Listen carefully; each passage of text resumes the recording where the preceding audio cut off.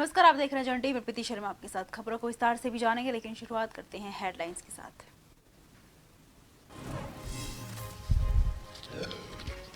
CM Dhami ने किया आपदा प्रभावित क्षेत्र का निरीक्षण, प्रभावित लोगों को दिया हर संभव मदद का आश्वासन। सीएम ने सचिवालय में की बैठक, अधिकारियों को दिए राजस्व बढ़ाने के निर्देश।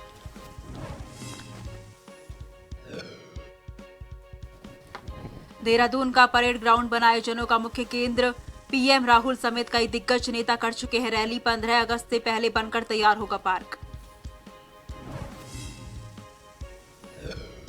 देहरादून में जीआईएस मैपिंग का काम पूरा, 2.5 लाख संपत्तियों का निगम को सौंपा रिपोर्ट, सत्यापन के बाद भेजे जाएंगे रिकॉर्ड।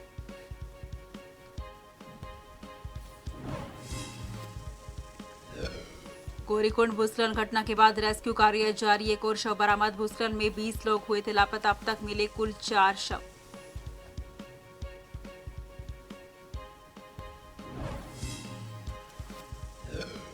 फूलों की घाटी ने बिखेरे रंग बिरंगे फूल, दीदार के लिए चमोली में पहुंचते हैं लाखों पर्यटक। घाघरिया बेस कैंप में सैलानियों का लगा जमावड़ा।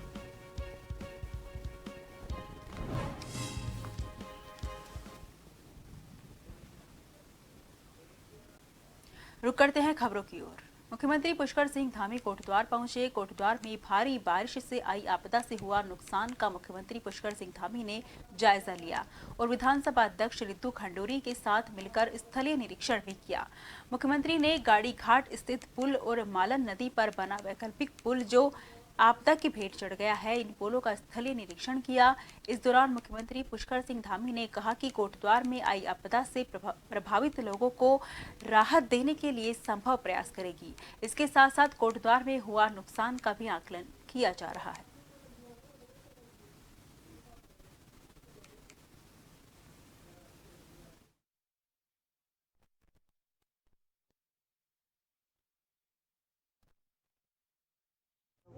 मकानों का भी नुकसान है, काफ़ी जगह पर सड़कें भी काफ़ी क्षतिग्रस्त हुई हैं और काफ़ी बड़ा आकलन इस पर हम लोग कर रहे हैं और जल्दी से जल्दी हमारी ये पहली प्राथमिकता है कि माननीय अध्यक्ष जी भी लगातार यहाँ पर जो चीज़ें हैं वो सामान्य हो उसके लिए काम कर रही है। हमारी सरकार की भी प्राथमिकता है कि अभी चूँकि जो आपदा आ गई है उसको तो चूँकि उसके जो असर है या जो लोगों को राहत है वो अधिक से अधिक दे पाएँ, लोगों को सहूलियत दे पाएँ, सहायता कर पाएँ, उसके लिए आकलन भी हो रहा है और काम भी हो रहा है। युद्ध स्तर पर काम करने के सभी को निर्देश दिए गए हैं कि सबसे पहले जो अप्रोच समाप्त हो गई हैं, जो अभी बिल्कुल रास्ते लोगों के लिए अलग हो गए हैं, उनको फिर से जो है जोड़ा जाए और कनेक्टिविटी बनाई जाए, उस पर काम हो रहा है। बाकी जो लोगों के लिए खाद्य सामग्री है, अन्य चीज़ें हैं, जो भी ज़रूरत के सामान हैं, उन सब के लिए हम लोग लगातार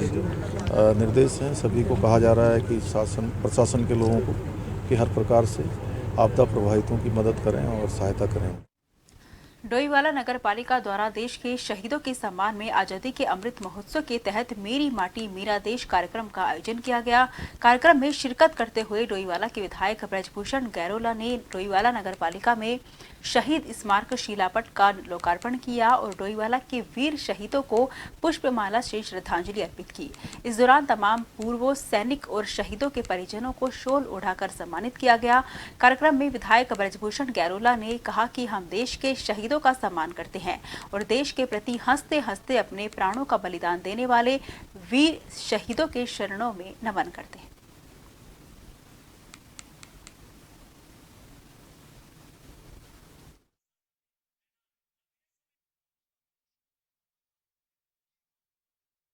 भारत माता के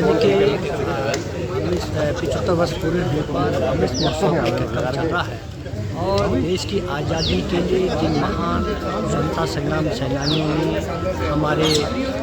उन्होंने जो अपना प्राण बलिदान दिया है और साथ में देश की रक्षा के लिए हमारे जो शहीद सैनिकों ने अपना बलिदान दिया है, अपने हमारे के हैं, अर्धसैनिक बलों के हमारे जवान हैं, हमारे पुलिस के जो जवान जिन्होंने अपने देश की और अपने के लिए बलिदान दिया है, आज उनकी स्मृति में आज ये हम यहाँ पे कार्यक्रम नगर पालिका द्वारा आयोजित किया गया है। मुझे होता है कि हम सही परिवार से हैं, जो हमारा भाई शहीद हुआ है, मुझे बहुत गर्व है अपने भाई पे और मैं उस परिवार का हूँ जो हमारा भाई सही करके गया, हमारा नाम रोशन करके गया। मैं इन नगर परिवार का आभारी हूँ जो उन्होंने हमारी माई की यादगार में यहाँ पे शिलाजी बनाई है, तो उनका धन्यवाद करता हूँ बहुत बहुत। नगर निगम रुड़की के भवन के बाहर बाबा साहेब भीमराव अंबेडकर की मूर्ति के पास महानगर कांग्रेस कमेटी के द्वारा प्रधानमंत्री नरेंद्र मोदी और बीजेपी सरकार का पुतला दहन किया गया। इस मौके पर महानगर कांग्रेस कमेटी के अध्यक्ष चौधरी राजेंद्र सिंह के द्वारा कहा गया कि प्रधानमंत्री नरेंद्र मोदी के द्वारा सदन में मणिपुर जैसे गंभीर मुद्दे पर लंबे समय तक नहीं बोला गया, जिस कारण विपक्ष को सदन से वॉकआउट करना पड़ा। ये आरोप लगाया है कि बीजेपी सरकार महिलाओं के प्रति गंभीर नहीं है। ऐसा ही चीजों को लेकर प्रधानमंत्री नरेंद्र मोदी और बीजेपी सरकार का पुतला दहन किया गया। इस मौके पर बड़ी संख्या में कांग्रेस कार्यकर्ता और नेता मौजूद रहे।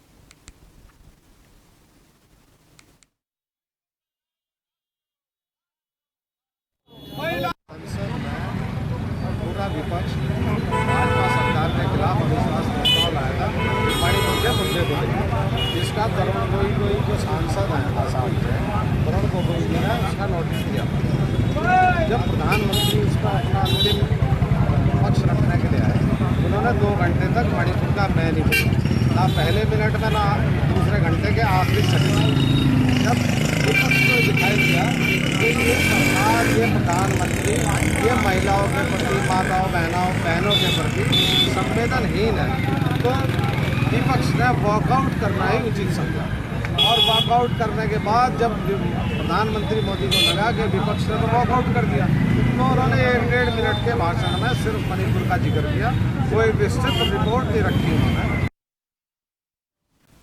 रुड़की में अज्ञात चोरों ने रात्रि के समय पंजाब नेशनल बैंक के जनरेटर में से जनरेटर का लॉक तोड़कर बैटरी चोरी कर निकाल ली। चोरी की घटना बैंक के कैमरे में कैद हो गई। अजीबोगरीब बात यह है कि अज्ञात चोर ने अपनी 4 पहियों की गाड़ी ठीक पुलिस बूथ के सामने खड़ी कर रखी है।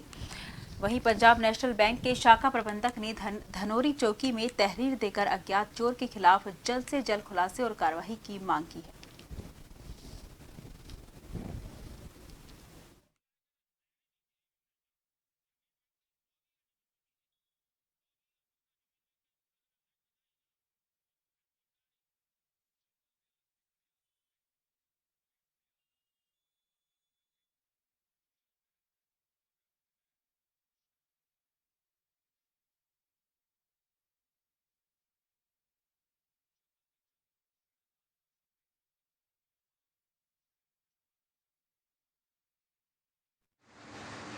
ये मेरे संज्ञान में आज ही आया है। ये परसों रात को बैटरी चोरी होने की घटना बता रहे हैं 2 अलग अलग जगह पे।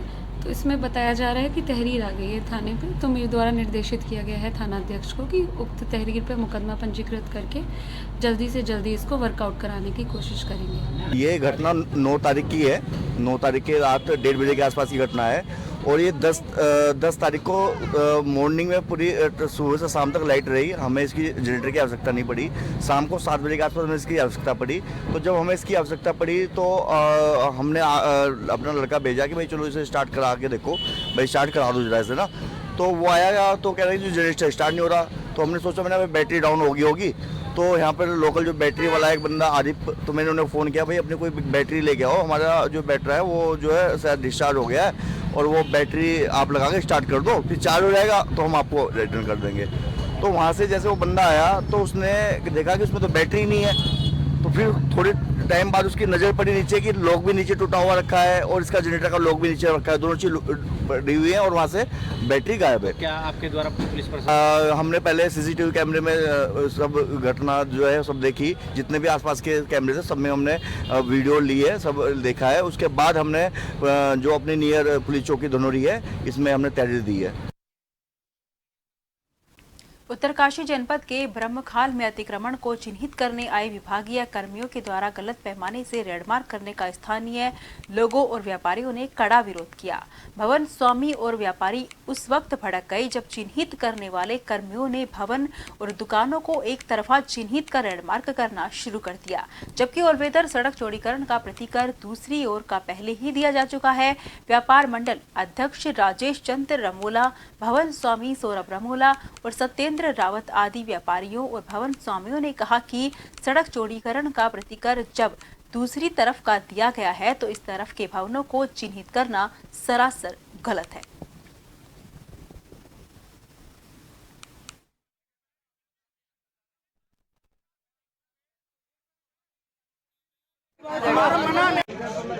यहाँ पे आज चिन्हीकरण हो रहा है। माननीय हाईकोर्ट के आदेश अनुसार जो अतिक्रमण हट रहा है, इससे पहले ही यहाँ पे हम लोगों के कई बार हट चुके हैं। 3 बार हम लोगों ने अपना पहले का जो हमारा था उसको और घटा के हमने पीछे ले गया है और रोड यहाँ पे पूरी बन गई है, दोनों तरफ नालियाँ बन गई है। तो रोड जब क्लियर हो गई है, 15 मीटर हमारे पास क्लियर है, उसके बाद भी ये जो यहाँ पे कार्रवाई चल रही है अतिक्रमण हटाने की, तो अब रोड बन गई है तो अतिक्रमण किसके लिए हटाया जा रही है? अतिक्रमण को रोड के लिए हटाया जाता है। रोड तो ऑलरेडी बन चुकी है, दोनों तरफ नालियों का निर्माण हो चुका है, उसमें भी पहले भी सभी के भवन यहाँ पे क्षतिग्रस्त हुए हैं। दूसरी चीज़ यहाँ पे जो है इसकी जो अनियमितताएं इसमें बढ़ती जा रही हैं। कहीं पे पैमाना जो एक सुटेबल पैमाना इन लोगों को नहीं देखा गया है, किसी ने पेन सिखाया उनका पीछे से और यहाँ तक अब तक जितना भी इनका चिन्हीकरण चल रहा है, पैमाने अलग अलग हर जगह पे अलग अलग पैमाने निश्चित किए जा रहे हैं इनके। अब ये हमारी समझ में नहीं आ रहा है कि पैमाने कहाँ से आ रहे हैं। खबरों का सिलसिला जारी रहेगा, फिलहाल लेते हैं छोटा सा ब्रेक।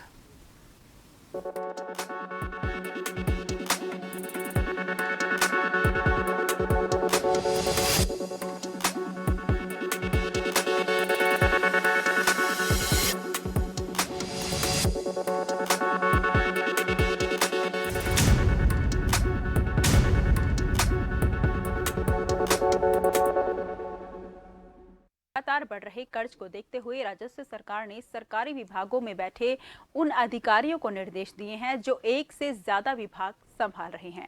राज्य सरकार ने ऐसे अधिकारियों को विभागों की एक से ज्यादा गाड़ी इस्तेमाल न करने के आदेश दिए हैं। मुख्यमंत्री पुष्कर सिंह धामी ने कहा है कि राज्य के राजस्व में बढ़ोतरी करने के लिए विभागों की समीक्षा हर महीने की जाती है, जिसमें विभागों को प्राप्त राजस्व के साथ साथ उन बिंदुओं पर चर्चा की जाती है जिसमें राज्य की आय को बढ़ाया जा सके। ऐसे में राज्य से उसे फिजूल खर्ची को भी रोकने का ध्यान दिया जा रहा है। कल भी हमने जो राजस्व प्राप्ति है और उसके विभिन्न विभागों से जो हमको आय होती है उसको लेकर हर महीने में हम एक बैठक कर रहे हैं। और अभी तक जो हमने लक्ष्य रखा गया है पूरे साल भर का, उसका 4 महीने में 1/4 जो आय है वो हमको प्राप्त हुई, राजस्व की प्राप्ति हुई है। लेकिन इसके साथ साथ ये भी जरूरी है, जहां हम आय के बहुत सारे साधन बढ़ाने का लगातार प्रयास कर रहे हैं, लगातार सभी से अनुरोध भी कर रहे हैं, वहीं इस दिशा में चूँकि अनावश्यक रूप से जो फिजूल खर्ची है वो चाहे जिस रूप में भी है लंबे समय से चली आ रही है, उन सभी को रोकना भी चूँकि हमारे राज्य के लिए बहुत ज़रूरी है। हमारा नवोदित राज्य है और बहुत सारे विकास के अभी हमको रास्ते तय करने हैं, लंबा सफ़र तय करना है, तो उसमें सभी का सहयोग हमको चाहिए। इसमें चाहे वो हमारे सरकारी कार्मिक हों या अन्य विभागों में काम करने वाले हों, जिस तरीके से भी हो सकता है, क्योंकि एक एक पाई बचाएंगे तो निश्चित रूप से उससे जो है बड़ा काम हमारा हो पाएगा। देखिए लगातार कल भी उत्तराखंड में मौसम विभाग ने 14 अगस्त तक भारी बारिश का अलर्ट जारी रखा है। प्रदेश में देहरादून, टिहरी, पौड़ी, नैनीताल, चंपावत और उधम सिंह नगर में भारी से बहुत भारी बारिश के लिए रेड अलर्ट जारी किया है। मौसम विभाग के अलर्ट को देखते हुए मुख्यमंत्री पुष्कर सिंह धामी ने भी अधिकारियों को निर्देश दिए हैं और कहा है कि सभी अधिकारी अलर्ट के दौरान सतर्क रहें।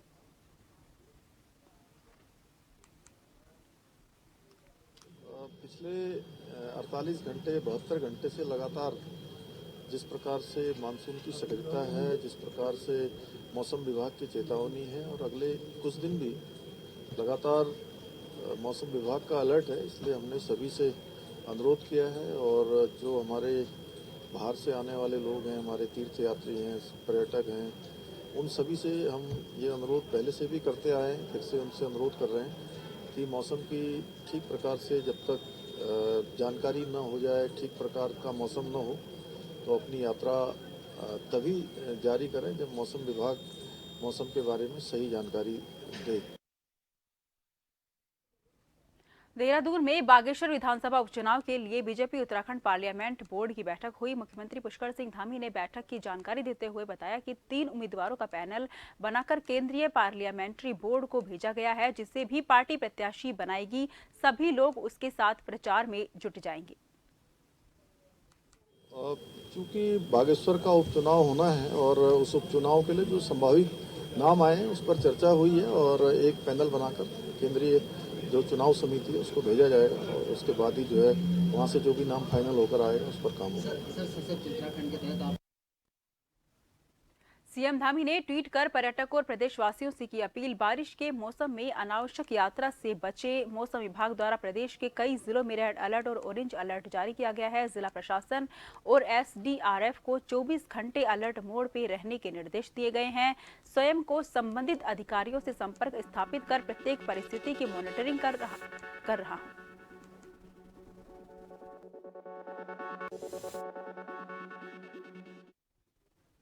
राजधानी देहरादून एक निजी होटल में जैविक खेती और सेब की अति सघन बागवानी को लेकर एक दिवसीय कृषक गोष्ठी का आयोजन किया गया है। उद्यम खास प्रसंस्करण विभाग द्वारा आयोजित इस गोष्ठी में प्रदेश भर के सैकड़ों किसानों ने भाग लिया। इस गोष्ठी में किसानों ने अपनी समस्या और सुझाव कृषि मंत्री गणेश जोशी के सामने रखे। कृषि मंत्री गणेश जोशी ने कहा कि सरकार जल्द ही किसानों के लिए एक नई पॉलिसी लाने जा रही है, जिसके लिए इन गोष्ठी का आयोजन किया गया है।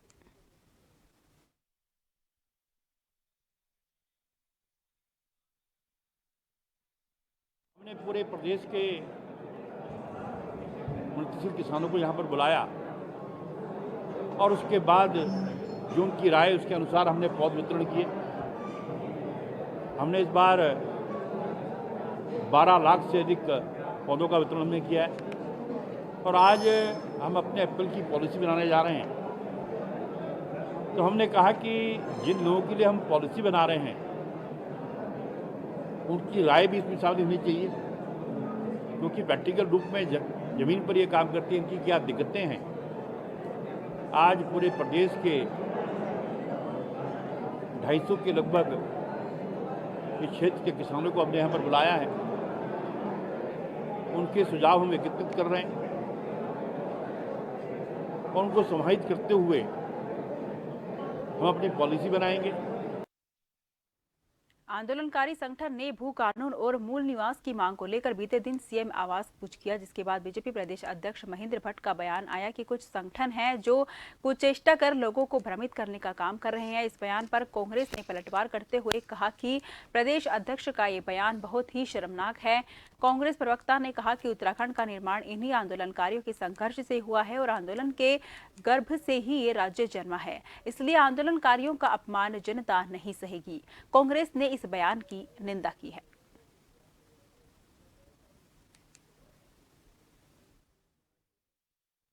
कि उत्तराखंड की जनता की ये बहुप्रतीक्षित और लंबी मांग भी है, लेकिन भाजपा के प्रदेश अध्यक्ष महेंद्र भट्ट ने बहुत ही शर्मनाक बयान दिया कि ये कुछ संगठन हैं जो कुचेष्टा कर रहे हैं, जनता को भ्रमित करने का प्रयास कर रहे हैं। राज्य के आंदोलनकारी जिनकी बदौलत उत्तराखंड राज्य का निर्माण हुआ, आप उनसे कहना चाह रहे हैं कि वो कुचेष्टा कर रहे हैं, वो राजनीतिक प्रभाव में ये काम कर रहे हैं। आखिर वो कौन राजनीतिक दल है या कौन से संगठन है जो जनता को भरमाने का काम कर रहे हैं।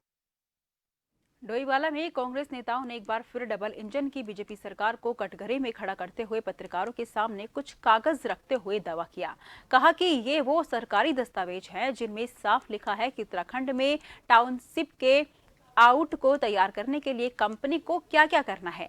कागजों में एक विदेशी कंपनी मैकजी कंपनी का जिक्र है, जिसे भारत सरकार ने 87 करोड़ रुपए सिर्फ टाउनशिप का लेआउट तैयार करने के दिए हैं।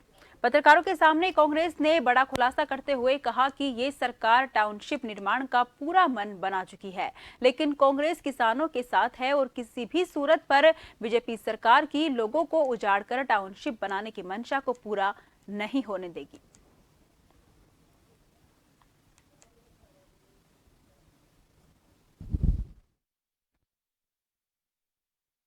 जब अगर आप प्रेस में स्टेटमेंट दे सकते हैं तो आप उन ज्ञापनों का भी तो जवाब दे सकते हैं। उस ज्ञापन में साफ यहाँ के लोगों ने पूछा है कि क्या आप करना चाह रहे हैं डोईवाला में। आप एक लिखित जो अधिकारी हैं, चाहे वो सेक्रेटरी लेवल के हैं, सभी को दिया गया है। मुख्यमंत्री को ज्ञापन दिया गया है, आवास विकास सचिव को दिया गया है, वित्त सचिव को दिया गया है, राज्यपाल को दिया गया है, एसडीएम को, डीएम को, जितने भी संबंधित इस टाउनशिप से संबंधित जितने भी अधिकारी, चाहे वो जिले लेवल के हों चाहे प्रदेश लेवल के हों, सबको ज्ञापन दिए गए हैं।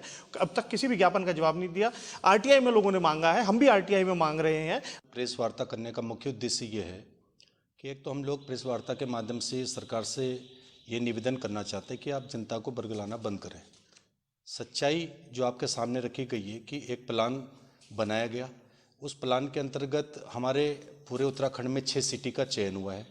उन 6 सिटी में इन्होंने जो 1100 करोड़ रुपए की बात कही कि उसमें डोईवाला और किच्छा के जो पराग सिटी, उसका अनुमोदन प्राप्त हुआ है।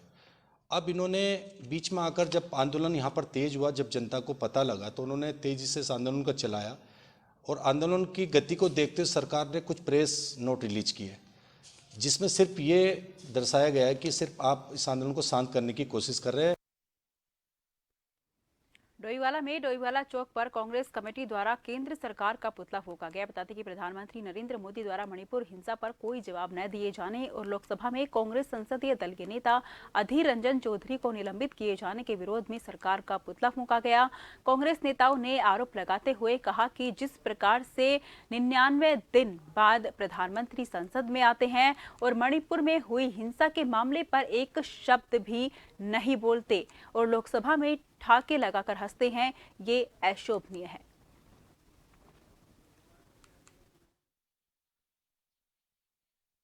लगी हुई थी कि मणिपुर पे कुछ फैसला लेंगे, कुछ बोलेंगे, वहाँ के लोगों को सांत्वना देंगे, वहाँ पे कुछ न्याय करेंगे, मगर वो कुछ नहीं बोले।